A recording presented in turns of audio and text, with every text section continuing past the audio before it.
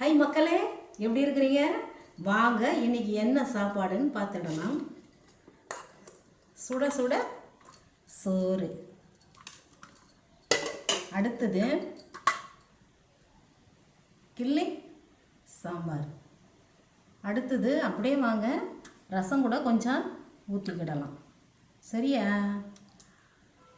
அடுத்தது உருளைக்கிழங்கு கூட்டு. அப்படியே வாங்க, இது என்னன்னா பாவக்காய் கூட்டு. அப்படியே வாங்க, இது வந்துட்டு கோஸு பொரியல். சாப்பிட்டு பார்க்கலாம் எப்படி இருக்குதுன்னு. அடுத்தது அப்படியே வாங்க, இது என்னன்னா மோர் மிளகா. யாருக்கெல்லாம் பிடிக்கும்? ரசத்துக்கு கிள்ளி சாம்பாருக்கு மோர் மிளகா யாருக்கெல்லாம் பிடிக்கும்? கமெண்டில் சொல்லுங்கள் பார்ப்போம். அடுத்தது அப்படியே வாங்க அப்பளம். சரியா?